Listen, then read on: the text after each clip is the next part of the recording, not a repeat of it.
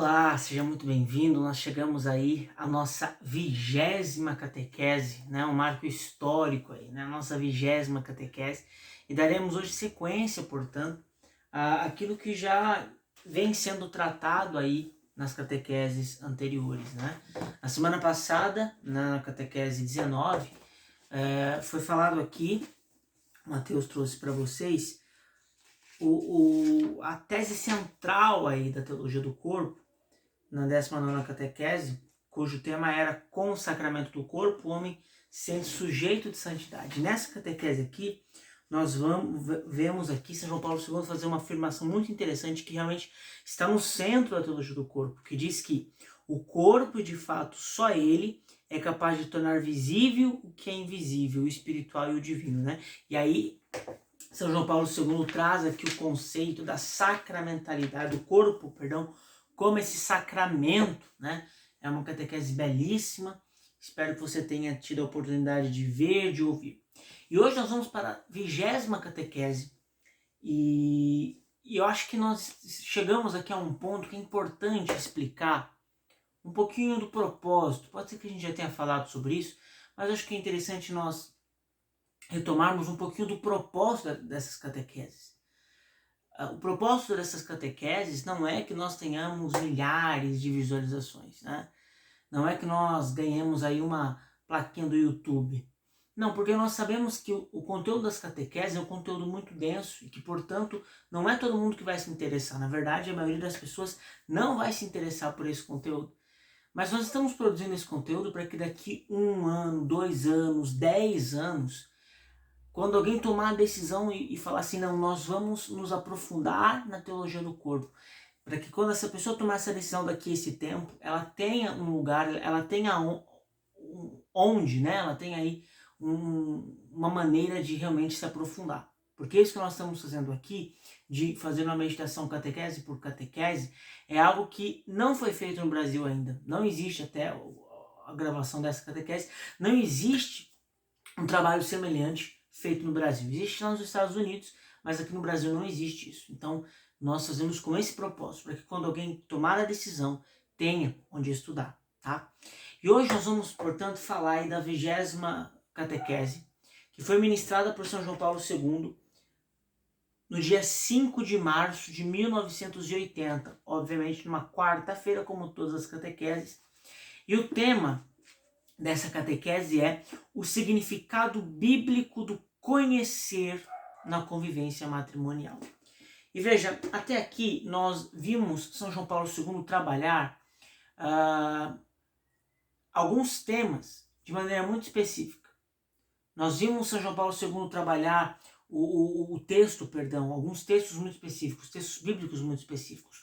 O texto do princípio, quando ele tem ali a conversa ali com os fariseus, no princípio, né? E Jesus apelando para esse princípio. Nós vemos São João Paulo II trabalhar aqui a própria narrativa do Gênesis, o capítulo 1 e o capítulo 2. E até aqui foi mais ou menos isso, né? São João Paulo II foi trabalhando estes textos. Mas a partir de agora, São João Paulo II ele muda um pouquinho. Ele pula para o 4º capítulo do Gênesis, e agora no 4º capítulo do Gênesis ele faz aqui uma reflexão belíssima. No 4º capítulo do Gênesis, nós vamos ver nos primeiros 2 versículos da Bíblia falando o seguinte: o homem uniu a Eva, sua mulher, e ela engravidou e deu à luz a Caim, dizendo: ganhei um filho, homem, graças ao Senhor. Ela tornou a dar à luz e teve Abel, irmão de Caim. Abel tornou-se pastor de ovelhas e Caim, agricultor. Então nós vemos aqui no capítulo 4, a Bíblia falando que Adão uniu-se à mulher. E é exatamente nisso aqui que nós vamos nos deter nessa catequese. Mas antes, eu quero falar um pouquinho daquilo que São João Paulo II vai abordar nas próximas catequeses. Então, a partir de agora, São João Paulo II vai falar do conhecimento e da geração. O conhecimento e a geração. O conhecimento é o que nós iremos falar hoje. A geração é o tema da próxima catequese, tá? Hoje nós vamos falar do conhecimento. O conhecimento e a geração. As duas coisas, tanto o conhecimento como a geração, elas estão ligadas à bênção da fecundidade, quando Deus disse lá para Adão e Eva, sede fecundos, né, multiplicai-vos. Quando Deus dá a bênção da fecundidade para Adão e Eva. Então, esse conhecimento e essa geração que nós iremos trabalhar a partir de agora está ligada a essa bênção da fecundidade.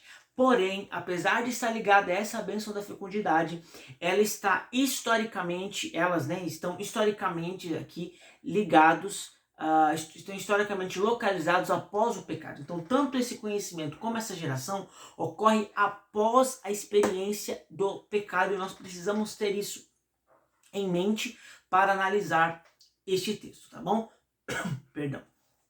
Bom, mas o fato é que, voltando aqui para o texto e falando, portanto, aqui do nosso tema de hoje. A Bíblia, algumas traduções trazem a escrita, né, falam aí que Adão uniu-se à mulher. Mas São João Paulo II defende a ideia de que essa não seria a melhor tradução. Inclusive, aqui quando eu li o texto, eu falei uniu-se só por uma questão didática para fazer sentido aqui para a catequese, mas essa tradução aqui da Bíblia de Jerusalém, da Bíblia da CNBB, a versão mais conhecida dessa Bíblia é uma com uma capa vermelha, ela traz como conheceu também, né, da mesma maneira como São João Paulo II defende que é a melhor tradução. Mas enfim, ele diz que essa palavra uniu-se, que aparece na maioria das traduções, ela não é correta. Na verdade, o correto seria traduzir exatamente por conhecer, porque a palavra aplicada é a palavra iada, né? E a palavra iada, a melhor tradução, portanto, seria exatamente conhecer.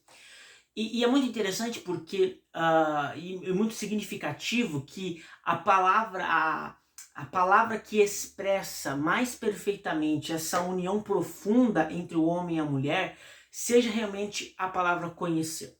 Veja que a Bíblia poderia ter colocado outras palavras, poderia ter colocado coabitou, né? Poderia ter colocado, sei lá, outras palavras, mas ela usa a expressão para falar dessa relação íntima, para falar dessa união profunda entre o homem e a mulher, ela usa a palavra conhecer.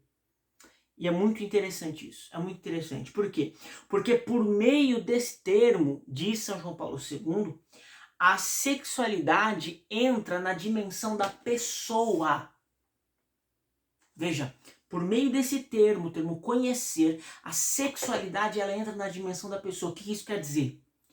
Que, ao contrário daquilo que é comum aos animais, porque na relação sexual dos animais, ocorre o quê? Dois corpos se encontram na relação sexual dos animais. Dois corpos estão ali, dois corpos animais se encontram por instinto, faz o que tem que fazer, depois é isso aí, seguiu a tua vida. Não existe nada além disso entre dois animais. Na relação sexual do homem e da mulher, não. Existe ali essa questão da pessoa, ou seja, conhecer é muito mais do que simplesmente ter um contato sexual. Conhecer fala realmente da pessoa. Então é muito interessante que São João Paulo II diz que, por meio desse termo, a sexualidade entra na dimensão da pessoa. Quer dizer o seguinte, que para a relação sexual o que vai não é somente um corpo animal. O que vai para a relação sexual é uma pessoa. Isso é muito profundo, tá certo? E ele fala aqui da reciprocidade do conhecimento. Então, quando a Bíblia fala que Adão conheceu a sua esposa, Adão conheceu a Eva, é óbvio que não está falando aqui que apenas Adão conheceu Eva, né? São João Paulo II diz que nós podemos aí pressupor e pensar numa reciprocidade de conhecimento. Então, Adão conhece Eva e Eva conhece Adão, né? Então, existe essa reciprocidade de conhecimento. E esse conhecimento de Adão e Eva, e de Eva por Adão, esse conhecimento pressupõe duas coisas. Esse conhecimento pressupõe duas coisas. A primeira coisa é intencionalidade. Então, São João Paulo II diz que não pode haver conhecimento sem intencionalidade. Então, é necessário que o homem, que a mulher queiram, que eles queiram conhecer. Sem querer conhecer, sem desejar conhecer, não existe conhecimento. Então, o conhecimento pressupõe aqui intencionalidade. A segunda coisa que o conhecimento pressupõe é realmente a convivência. Ou seja, não tem como você conhecer alguém sem convivência. Então, quando a Bíblia diz que Adão conhece Eva, ela está pressupondo aí uma convivência. Isso é muito belo, tá? E nós vamos entender isso por quê. Por quê? Né? Eu já vou falar já. Porque essa convivência, ela está se referindo a uma convivência matrimonial, ou seja, no seio familiar, o homem e a mulher convivem um com o outro, né? E só ali, só dentro desse ambiente de convivência é que há o conhecimento. Veja que essa convivência matrimonial indica em si, né, indica nessa convivência um elemento daqueles significados originais que nós trabalhamos nas outras catequeses. Então nós falamos a respeito desses significados originais, o significado do corpo, falamos da inocência original, falamos de tantos significados originais aqui, não é isso? E essa convivência matrimonial, ela indica exatamente um elemento daqueles significados originais.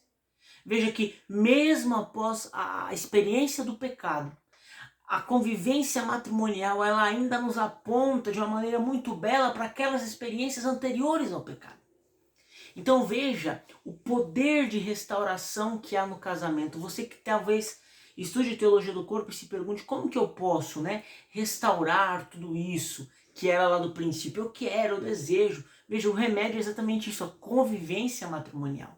A convivência matrimonial é um meio, é o método de você ter essa restauração interior. Lógico, isso associado ao poder redentor de Cristo, mas na convivência matrimonial você consegue ter essa experiência daqueles significados originais.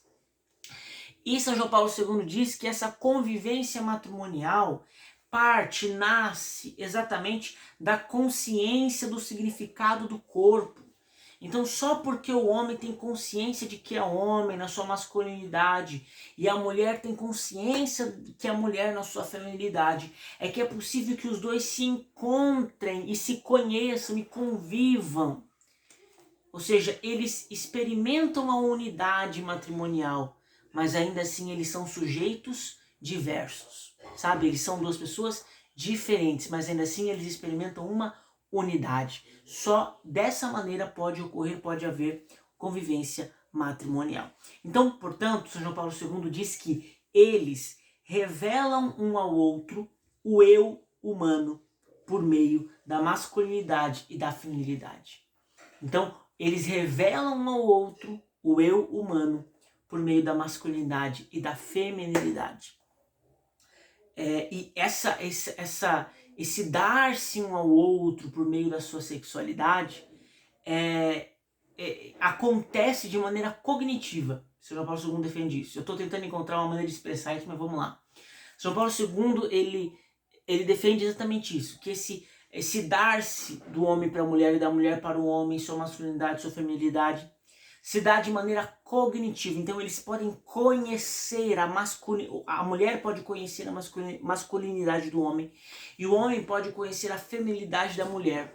E só assim existe esse conhecimento e essa convivência matrimonial, só assim, porque eles conhecem, sabe? É como se eles tocassem a masculinidade, a mulher tocasse a masculinidade do homem e a mulher e o homem tocasse a feminilidade da mulher. Então existe esse dar-se um ao outro é sempre de maneira cognitiva. Eles se conhecem, né? Então, São João Paulo II diz que o corpo e o sexo entram na estrutura e no conteúdo desse conhecimento. Olha que lindo. Então, o corpo e o sexo, né? O corpo e a sexualidade entram na estrutura desse conhecimento. Eles só se conhecem por meio do corpo do outro. Eles só se conhecem por meio da sexualidade um do outro, né? E, portanto, a união conjugal, e olha isso aqui que lindo, nós falamos tanto aqui do significado do corpo, e São João Paulo II diz que a união conjugal é a descoberta definitiva do significado do corpo. Olha isso. A união conjugal é a descoberta definitiva do significado do corpo. Portanto, conhecer não é apenas convivência sexual. Conhecer não é apenas contato sexual. Conhecer diz respeito a revelar um ao outro a sua mais profunda identidade. Eles só se conhecem porque eles revelam um ao outro a sua identidade. E é isso que São João Paulo II vem falar nesta 20ª catequese. Gente, por hoje é isso. Esse conteúdo é maravilhoso, né? Hoje eu tentei ser até um pouco mais breve, mas esse conteúdo é maravilhoso, gente. É maravilhoso mesmo. Volte, escute, porque tem muita coisa aqui escondida nesses ensinamentos. Algo muito profundo que São João Paulo vem nos trazer. Mas só que para recapitular, essa última parte eu creio que tenha sido a parte mais significativa de toda a catequese.